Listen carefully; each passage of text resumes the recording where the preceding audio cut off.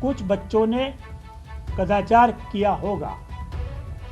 इसको ध्यान में रखते हुए बापू परिसर में जो एग्ज़ाम हुई थी उस पूरी परीक्षा को रद्द कर दिया है। बापू परीक्षा परिसर में जो आप वीडियो देख रहे हैं उससे स्पष्ट होता है कि कुछ उपद्रवी तत्वों ने परीक्षा में क्वेश्चन पेपर लेट मिलने की शिकायत करते हुए उद्दंडता की, उपद्रव किया, परीक्षा बाधित करने की कोशिश की। ये सामान्य प्रक्रिया है सभी सरकारी रिक्रूटमेंट एजेंसियों में, इंक्लूडिंग यूपीएससी, कि अगर अपरिहार्य कारणवश ऐसे फैक्टर जो आपके कंट्रोल में नहीं है उसके चलते किसी एक परीक्षा सेंटर के किसी कमरे में 10 मिनट, 15 मिनट, 20 मिनट, आधा घंटे का विलम्ब होता है, तो वो परीक्षा कक्ष के विद्यार्थियों को, और अगर पूरे सेंटर में हुआ है तो पूरे सेंटर के विद्यार्थियों को उतना अधिक समय दिया जाता है। 10 मिनट, 15 मिनट, आधा घंटा, जितना विलम्ब हुआ है उतना। एक नॉर्मल प्रक्रिया है। सभी सरकारी एजेंसी इसी प्रक्रिया के हिसाब से ऐसी स्थिति में अतिरिक्त समय देती है। इस सेंटर पर भी जहां कथित रूप से विलम्ब से क्वेश्चन पेपर पहुंचे थे, वहां भी बताया गया था कि एडिशनल टाइम दिया जाएगा, आप परीक्षा शांतिपूर्ण दें। आपने देखा होगा कि काफ़ी सारे कक्षों में परीक्षा शांतिपूर्ण रूप से हो रही थी। ऑल ऑफ ए सडन 1-1:15 बजे के आसपास वही उद्दंडी, असामाजिक और उपद्रवी तत्व जो अभ्यर्थी के रूप में घुसे थे, उन्होंने परीक्षा को बाधित करने के उद्देश्य से जिस परीक्षा हॉल में शांतिपूर्ण परीक्षा हो रही थी उसके भी अभ्यर्थियों के क्वेश्चन पेपर को छीन लिया, हवा में उड़ा दिया, परीक्षा को बाधित करने की कोशिश की। ये भ्रांति फैलाई कि परीक्षा रद्द कर दी गई है, परीक्षा का प्रश्न पत्र आउट हो गया है, हमको लेट से पत्र मिला।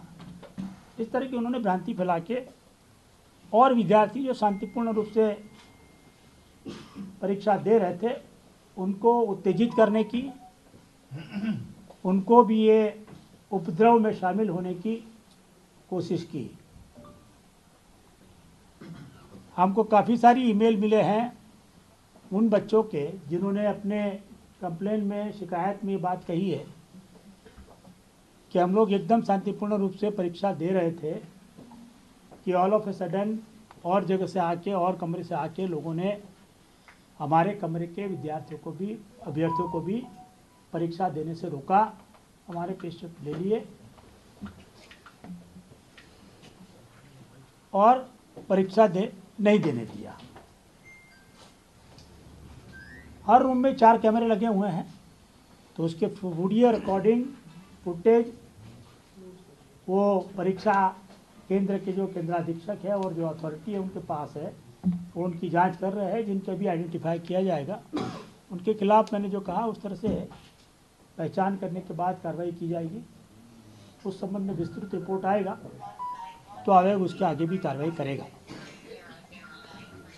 लेकिन ये बात सत्य है कि जो थोड़े समय के लिए भी उपद्रव हुआ, जो थोड़े लोगों ने भी किया, मान लीजिए 15 आदमी, 20 आदमी, 25-30 आदमी, ये भी थोड़ा आगे पीछे हो सकता है नंबर, उन्होंने भी किया है, लेकिन उसके चलते परीक्षा बाधित हुई है। परीक्षा के अंत तक 2 बजे के आसपास ये भी देखने में मिला कि कुछ वीडियो सामने आए हैं जिसमें लोग परीक्षा केंद्र के अंदर मोबाइल के साथ वीडियो रिकॉर्डिंग कर रहे हैं। जबकि पूरा परीक्षा परिसर इस तरह के उपकरणों के लिए वर्जित है, उनको ले जाना अलाउड नहीं है।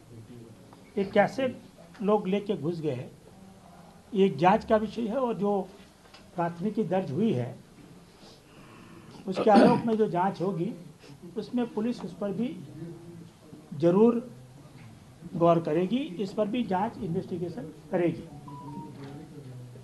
लेकिन उसके कारण जितने विद्यार्थी परीक्षा नहीं दे सके, जितने अभ्यर्थी परीक्षा नहीं दे सके, उनके प्रति भी आयोग की नैतिक जिम्मेवारी है कि कुछ तत्वों के कारण उनके बहकावे में ना आए, उनको अन्याय ना हो। तो आयोग ने केंद्राधीक्षक की रिपोर्ट, जिला प्रशासन की रिपोर्ट, आयोग के पदाधिकारियों ने केंद्र पर जाके जो जांच की, वो सभी फैक्टर को ध्यान में रखते हुए और इस बात को भी ध्यान में रखते हुए कि जो लोग ने अल्टीमेटली एग्ज़ाम दी है उसमें से भी उस सेंटर पर कुछ बच्चों ने कदाचार किया होगा, इसको ध्यान में रखते हुए बापू परिसर में जो एग्ज़ाम हुई थी उस पूरी परीक्षा को रद्द कर दिया है, रद्द करने का निर्णय लिया है। और आयोग बहुत शीघ्र मात्र उसी परीक्षा केंद्र के परीक्षार्थियों के लिए नई परीक्षा लेने की तिथि की घोषणा करेगा। निश्चित रूप से ये निर्णय आयोग के लिए कठिन था, लेकिन 911 सेंटर के जो 4,75,000 या 80,000 अभ्यर्थियों ने शांतिपूर्ण रूप से परीक्षा दी थी, उनके हितों की आयोग अनदेखी नहीं कर सकता। उन्हें फिर से 3-4 महीने के लिए टॉर्चर नहीं कर सकता। साथ ही आयोग वो लोग को भी जिन्होंने इस अफरा तफरी में कदाचार कर परीक्षा दी है उस केंद्र पर, उनको भी लाभ लेने नहीं दे सकता। तो ये सभी हितों को ध्यान में रखते हुए आयोग ने निर्णय लिया है। मैं स्पष्ट कर देना चाहूँगा कि जो एग्ज़ाम ली जाएगी और अभी जो एग्ज़ाम ली गई है, वो दोनों का परिणाम एक साथ दिया जाएगा। आगे आने वाली एग्ज़ाम के लिए अलग क्वेश्चन पेपर होगा, लेकिन आयोग नॉर्मलाइजेशन नहीं करेगा।